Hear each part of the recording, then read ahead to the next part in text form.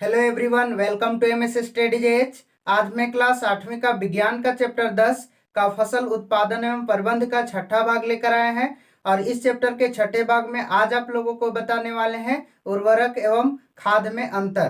तो चलिए दोस्तों, अब समझते हैं उर्वरक एवं खाद में अंतर के बारे में। फसल उत्पादन एवं प्रबंध का छठा भाग। तो आज समझेंगे फसल उत्पादन एवं प्रबंध का छठे भाग में उर्वरक एवं खाद में क्या अंतर है। तो सबसे पहले उर्वरक के अंतर के बारे में समझते हैं। तो लिखा हुआ है उर्वरक एक अकार्बनिक पदार्थ है। अकार्बनिक को अंग्रेजी में इनऑर्गेनिक कहते हैं। उर्वरक का उत्पादन फैक्ट्रियों में होता है, मतलब उर्वरक का उत्पादन उद्योगों में होता है। उर्वरक से मिट्टी को ह्यूमस प्राप्त नहीं होती है। उर्वरक में पादप पोषक जैसे कि फास्फोरस, पोटेशियम तथा नाइट्रोजन प्रचुरता में होते हैं। मतलब पादप पोषक के लिए उर्वरक में फास्फोरस, पोटेशियम तथा नाइट्रोजन प्रचुरता में होते हैं। उर्वरक का भंडारण, परिवहन तथा इसका उपयोग काफ़ी आसान होता है। यह मिट्टी की संरचना को बिगाड़ता है। उर्वरक ऐसे मिट्टी की बनावट को भी बिगाड़ता है। यह शीघ्र प्रभाव डालता है। उर्वरक ऐसे बहुत तेजी से प्रभाव डालता है। इस तरह से उर्वरक के अंतर के बारे में समझे। तो इसी तरह आगे समझते हैं खाद के बारे में। तो खाद एक प्राकृतिक पदार्थ है या खाद एक कार्बनिक पदार्थ भी है। अंग्रेजी में कार्बनिक पदार्थ को ऑर्गेनिक कहते हैं, जो गोबर, मानव अपशिष्ट एवं पौधे के अवशेष के विघटन से प्राप्त होता है। खाद खेतों में बनाई जाती है।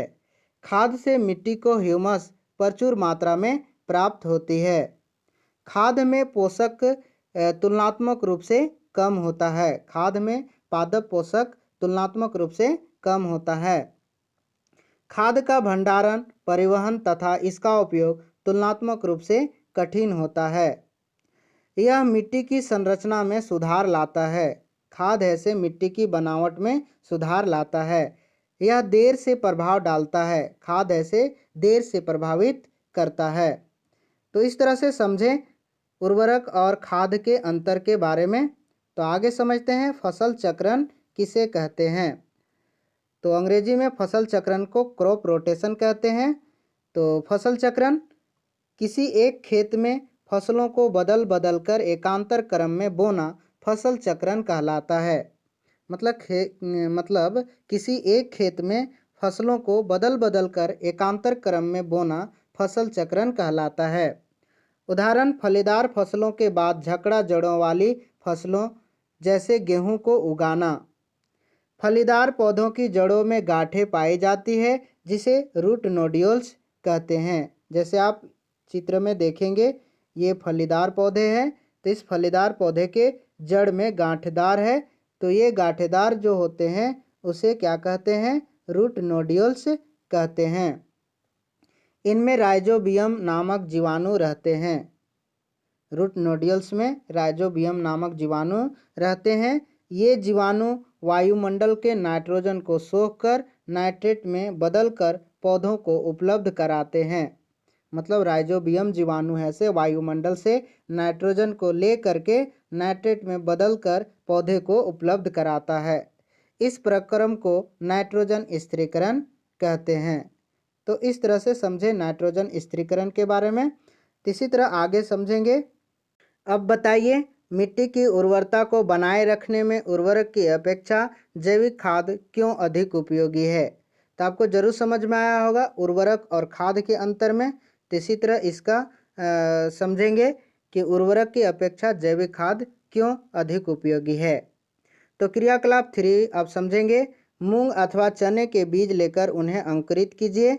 इनमें से एक ही आकार वाले 3 अंकुरित बीज छांट लीजिए। अब 3 गिलास या 3 पात्र लीजिए। इन पर ए, बी तथा सी निशान लगाइए। 3 पात्र या 3 गिलास ले लीजिए, उस पर ऐसे ए, बी, सी निशान लगाइए। गिलास ए में थोड़ी सी मिट्टी लेकर उसमें थोड़ी सी गोबर की खाद मिलाइए।